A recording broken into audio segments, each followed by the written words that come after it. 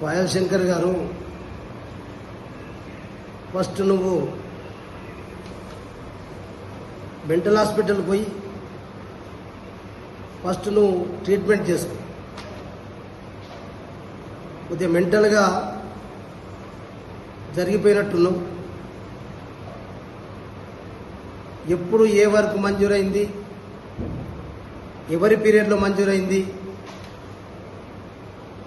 ఇవన్నీ రికార్డులు ఉంటాయి. కానీ మెంటల్ అయినోనికి ఇవన్నీ తెలివై. ఫస్ట్ నువ్వు మెంటల్ హాస్పిటల్కి పోయిరా. అక్కడ ట్రీట్మెంట్ చేసుకున్న తర్వాత మనం నువ్వు ఎక్కడికి పిలుస్తావు అక్కడికి నేను రావడానికి సిద్ధంగా ఉన్నా. ఎందుకంటున్నంటే ఏదైతే 353/B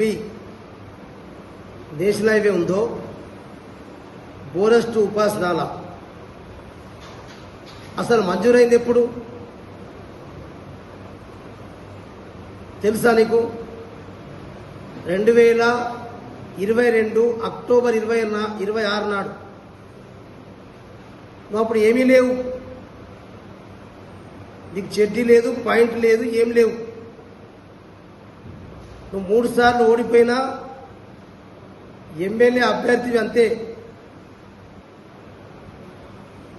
తెలుసా? ఇంకోసారి 2022 26 అక్టోబర్ నాడు రోడ్డు మంజూరైంది. దీన్ని నేను చేయించిన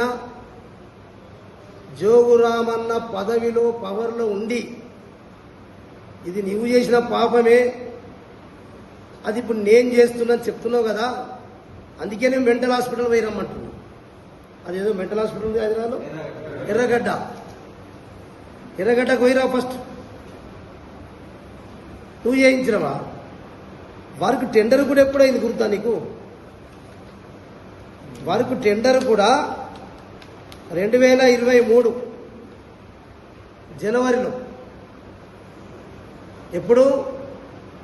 2022 26 అక్టోబర్ నాడు వరకు మంజూరైంది 490 కోట్లతోటి, 490.92 కోట్లతోటి. టెండర్ ఎప్పుడైంది? 2023 జనవరి మాసంలో. ఉన్నావా నువ్వు అప్పుడేమన్నా? అందుకే నువ్వు మెంటల్ అయినావు అంటున్నా. ఎర్రగడ్డ పోయిరా అంటున్నా. అందుకే ఇవి రెండు చెప్తున్నా. టెండర్ అయింది నా పీరియడ్లో, శాంక్షన్ చేపించింది మా గవర్నమెంట్ హయాంలో. దేనికి కష్టపడ్డావు నువ్వు? టెండర్ కొరకు, అనుమతుల కొరకు నేను తిరిగి నేను చేయించిన. అప్పుడు కనీసం భూమి కూడా నువ్వు అక్వైర్ చేయించలేదు. నేను ఇప్పుడు కూడా పాయల్ శంకర్ గారు నీకు ఛాలెంజ్ చేస్తున్నా, సవాల్ చేస్తున్నా. నువ్వు కూడా ఇప్పటి వరకు నువ్వు ఎమ్మెల్యే 16 నెలలు అయింది కదా, 1 ఇంచు భూమి కూడా నువ్వు ఈ రోడ్డు కొనలే ఇప్పటిదాకా. కొద్దిగా అన్ని ఆలోచన చేసి మాట్లాడితే బాగుంటుంది. 1 ఇంచు భూమి కొనకుండా నువ్వు టెండర్ల కంటే ముందు నువ్వు ఏమీ లేకుండా, మంజూరు కంటే ముందు నువ్వు ఏమీ లేవు, అన్నీ నేనే తెచ్చినట్టు నేనేదో నా పాప మాట. అడ్వాన్స్గా టెక్నికల్గా అడ్వైజ్ చేసినాకనే ఆ రోడ్డు పెట్టినప్పుడు ఇప్పుడు నువ్వు గెలిచినాక, నీ పార్లమెంటు మెంబర్ గెలిచినాక దమ్ముంటే ఉపాధి దాకా 4 లైన్లు ఎందుకు అవుతుంది? ఇక్కడెందుకు కాదు ఉపాధి నుంచి బోరస్ దాకా? ఇక్కడ దమ్ముండోడవైతే, మొగోడవైతే, మునగాడవైతే నీ భారతీయ జనతా పార్టీ ప్రభుత్వం కేంద్రంలో ఉన్నది, కేంద్రంకు సంబంధించిన రోడ్డు కాబట్టి మేము ఆల్రెడీ బీఆర్ఎస్ పక్షాన ధర్నా చేసినాం బోరస్ కాడ. ఇప్పుడు మొగోడవ అనిపించుకో. నువ్వు ఎంపీ, నువ్వు ఇప్పుడు పోయాడ ఢిల్లీకి కొట్టాడు తీసుకురా. ఉపాధి దాకా వస్తుంది ఎట్లా? బోరస్ దాకా రాదేందుకు? ఇది ఆదిలాబాద్ ప్రజలు నేను అడుగుతలేరు.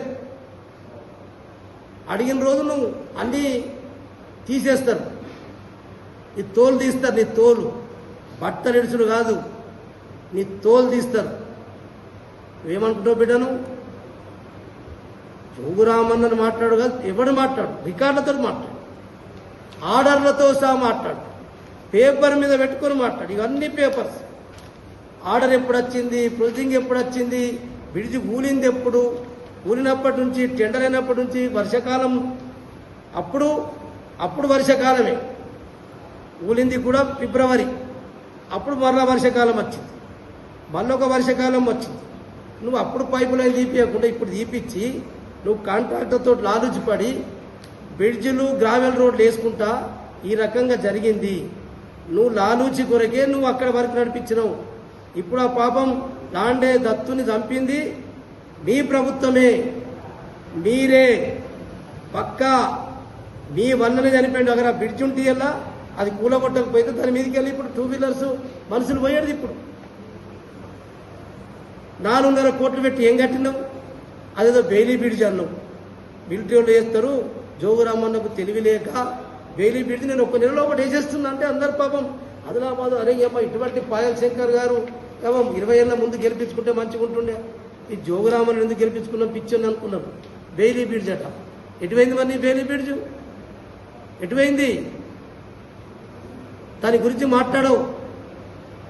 అందుకొరకే ఎమ్మెల్యే గారు పాయల్ శంకర్ గారు కొద్దిగా మాట్లాడేటప్పుడు సోయి ఉంచుకో.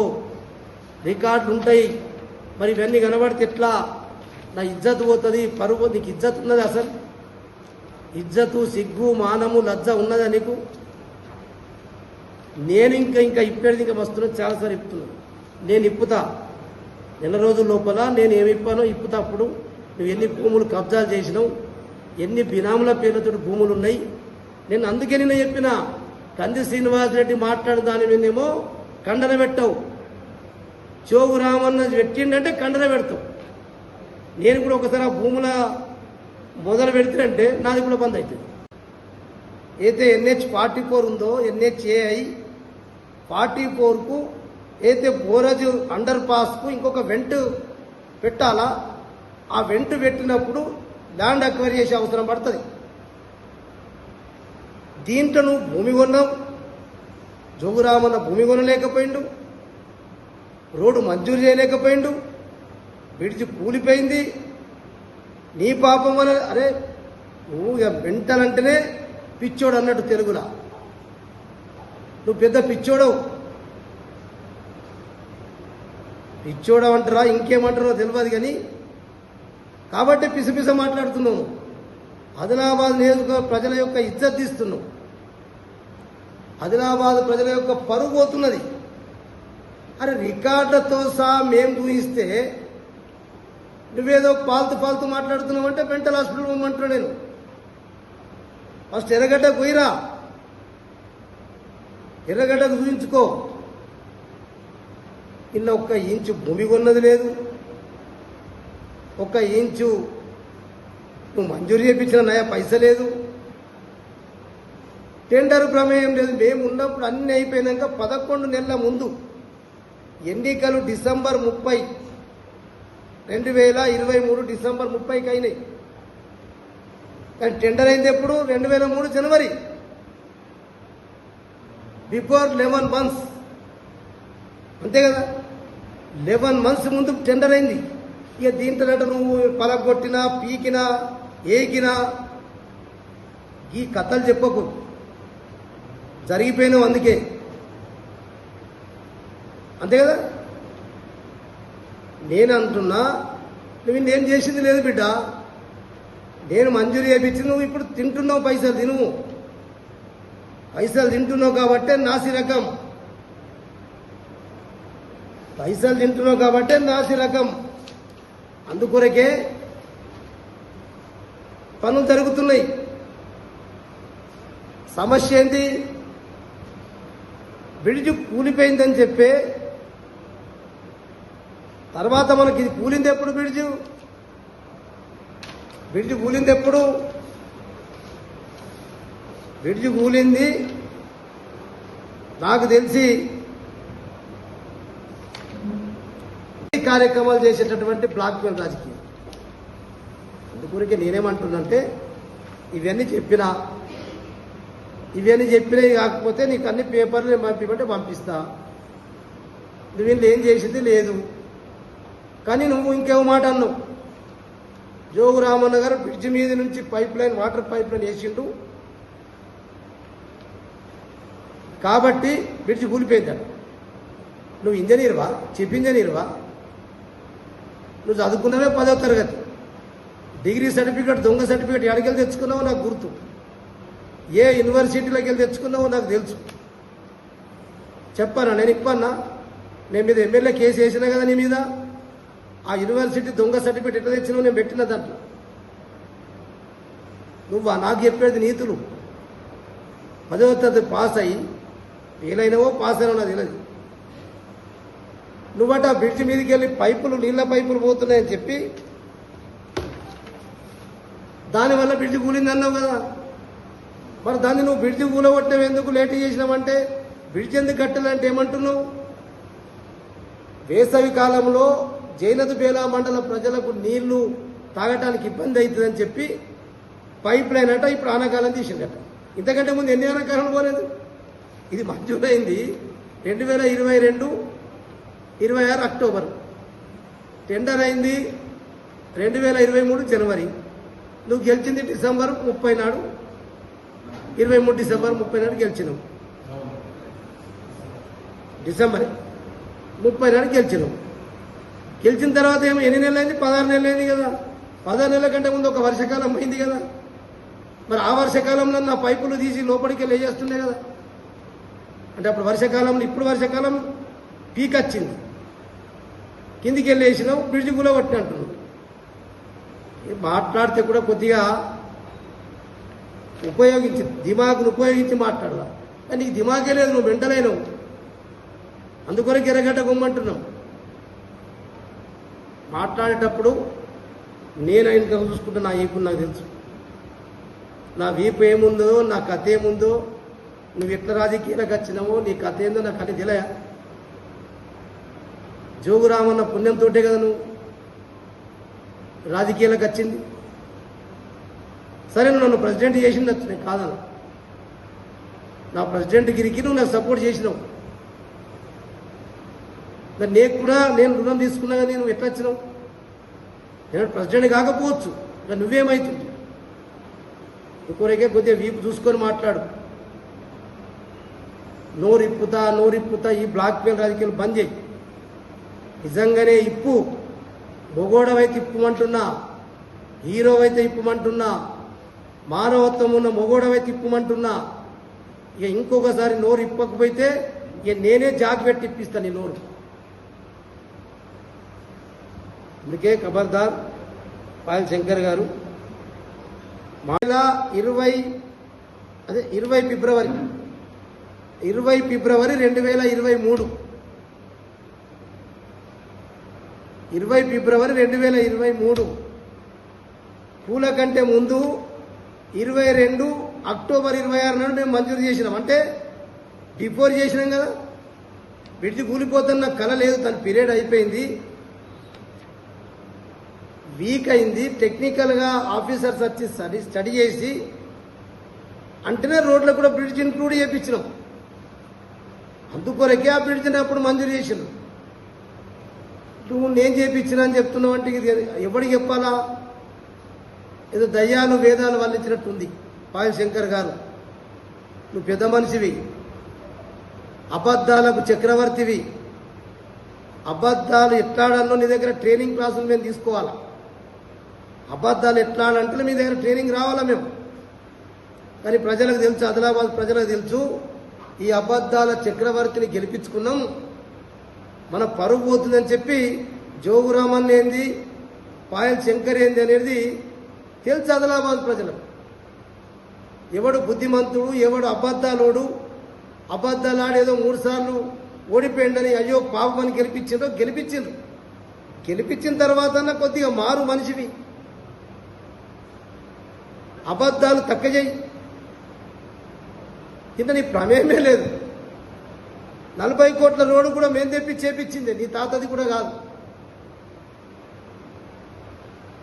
నువ్వు మాకా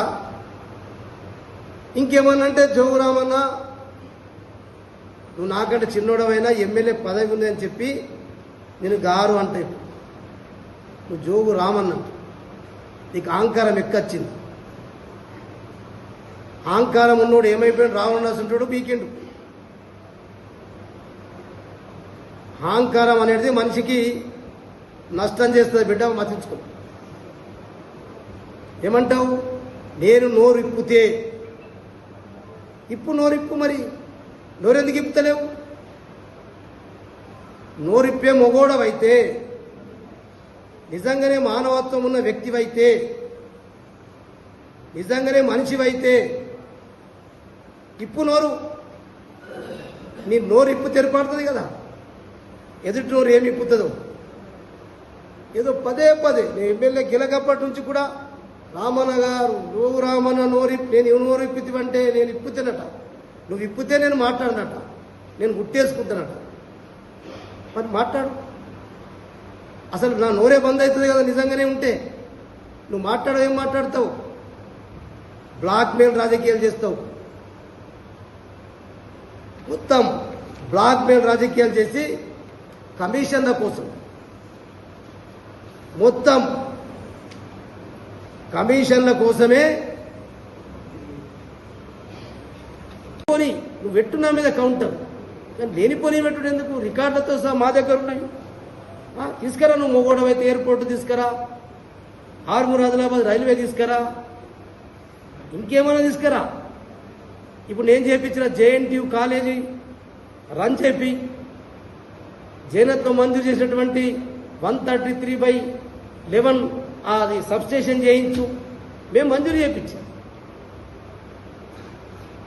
ఇవన్నీ మేము చేయించిన నువ్వు చేస్తలేము. నువ్వు శంకుస్థాపన నువ్వు చేసినావు, ఇది ఒకటే చేసినావా?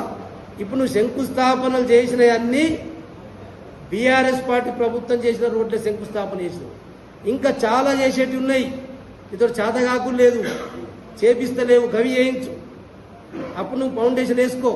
నువ్వు గెలిచినావు కాబట్టి నువ్వు వేసుకునే హక్కు నీకున్నది. కానీ ఇంకోసారి మాట్లాడేటప్పుడు జాగ్రత్త అని చెప్పి పాల్ శంకర్ గారికి హెచ్చరిక.